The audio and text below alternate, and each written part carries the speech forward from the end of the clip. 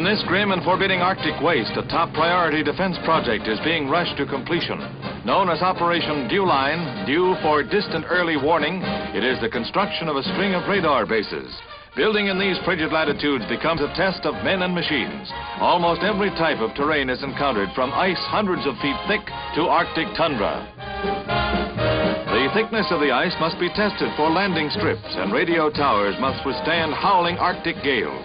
On a tour of inspection of top-secret bases, U.S. Secretary of Defense Wilson is joined by Defense Minister Campney and Defense Production Minister C.D. Howe of Canada and other members of the Joint Commission. The vast undertaking will cost $500 million and take 2 years to complete. These watchdogs, stretching 3,000 miles across the Arctic, are the price North America must pay for security. They will sound the first alarm should an air attack come.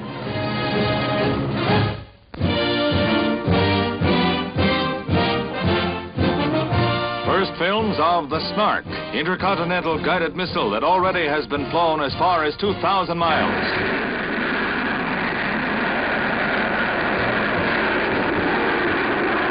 With rocket boosters blasting, the Northrop Snark heads out over the ocean. Once it reaches top speed, the awesome missile drops the rocket boosters, cruises along on its jet engine. When the boosters hit, duck.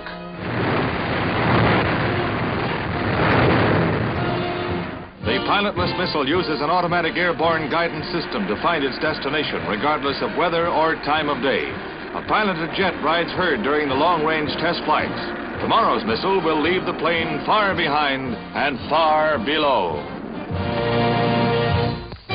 President Eisenhower presents the Young American Medal to Patricia Ann Strickland of Atlanta, Georgia, for bravery in dragging her mother from the burning wreckage of the family's private plane when it crashed on landing. Patricia Ann was only 12 then and weighed barely 60 pounds. She was unable to save her father, also trapped in the wreckage. Nearly 2 years later, her exceptional courage earns national honors and high praise from the chief executive for a remarkable young girl.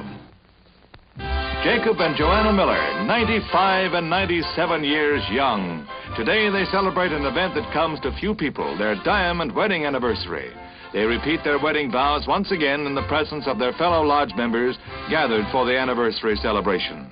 Even as they near the century mark, Mr. and Mrs. Miller retain their zest for living and the party in their honor.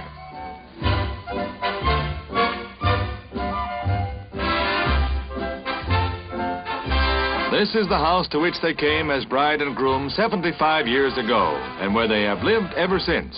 Here they still lead active lives, with their marriage certificate occupying a place of honor in their home. The automotive industry takes another giant step forward as it unveils an experimental gas turbine test car. The problem of heat in the turbo has been finally solved in this compact motor, which has a fifth as many moving parts and weighs 200 pounds less than the conventional engine of similar horsepower. Here is a graphic demonstration of the low exhaust heat.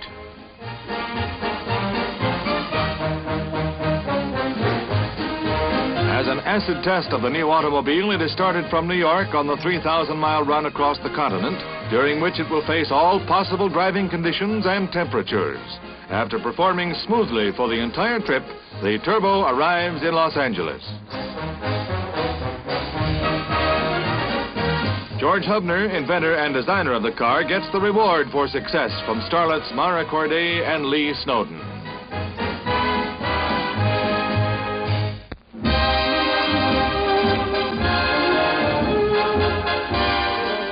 It's a very swanky crowd that gathers at the St. Vincent Casino for a very swanky showing of summer fashions, latest offerings of Italian stylists. The feminine eye is quick to spot the little novelties and niceties of overall design, setting the offerings apart from last summer's dresses, hats, and accessories. For sportswear, slacks and shorts are still in vogue and draw a sigh of anticipation from the onlookers. The utilization of stripes is not neglected, nor is an eye-catching handbag to make her the belle of the ball.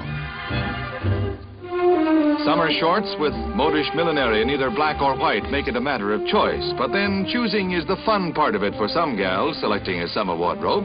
If she chooses the wrong one, well, there's always another summer, and by then styles will be changed again.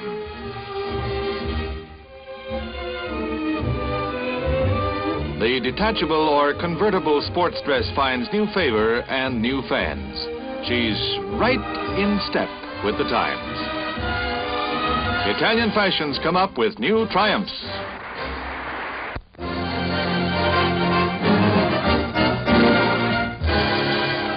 Ken Venturi, the amateur, tees off at Augusta, 4 strokes up on his nearest rival, Kerry Middlecoff, defending champ in the Masters tournament.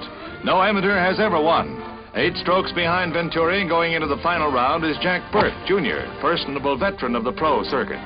The gallery is rooting for the young San Francisco amateur, but gives the defending champ a hand when Kerry sinks one. But the big story is Venturi's collapse, and Burke's rally, climaxed by this terrific shot out of the trap on the final hole. A little English puts him only 4 feet from the cup. Ken Venturi captured the hearts of all who followed his fortunes, but Jack Burke Jr. holds out 1 stroke up to win the title and $6,000. Partner Mike Suchak is first to hail the new master of the Masters.